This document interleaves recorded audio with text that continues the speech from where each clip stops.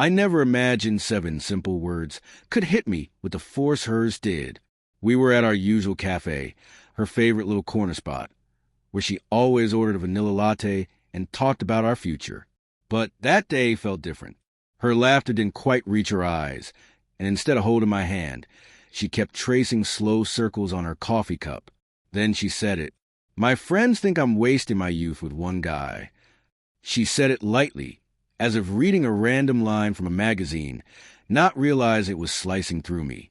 I sat there frozen, wondering if she understood what those words meant. Wasting. Youth. One guy. I was that one guy. She went on, explaining how her friends thought she should explore more, live a little, make memories before settling down. Every word felt like a small, deliberate cut. I'd built our whole relationship on the idea that love wasn't about chasing something new. It was about building something that lasted. Loyalty, commitment, a shared vision of forever. But in that moment, it felt like everything we created, the late-night talks, the plans for a home, the dreams we whispered in the dark, were suddenly up for debate.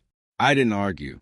I just nodded, pretending her words hadn't gutted me.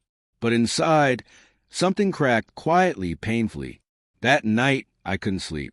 Her voice echoed in my mind over and over, wasting my youth.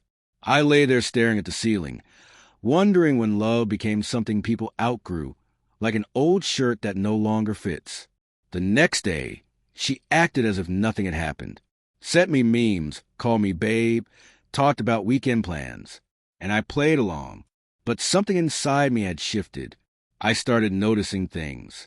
The way her phone lit up with messages from her friends, the same ones who thought she was settling too soon.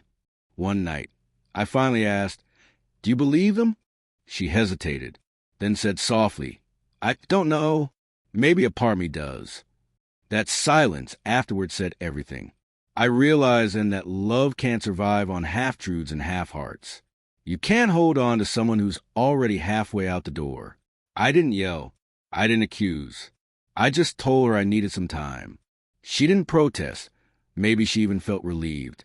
A week later, she texted, "You're such a good guy, but I need to find myself." I laughed, not because it was funny, but because it was absurd. I'd been beside her through every fear, every failure, every dream. I'd watched her find herself a dozen times already. But maybe what she needed to find this time was a version of her life without me in it. Months went by. I stopped checking her social media, stopped waiting for closure that would never come. But life has a way of circling back. Last week, I saw her again at a mutual friend's wedding. She looked radiant, confident, surrounded by the same friends who once told her she was missing out. For a second, something twisted inside me. Then she saw me, too, and her smile faltered, just slightly, like a flicker of something unspoken.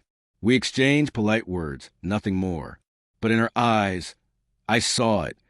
The realization that freedom wasn't as golden as it had sounded, that the adventure she'd chased came with a loneliness she hadn't expected.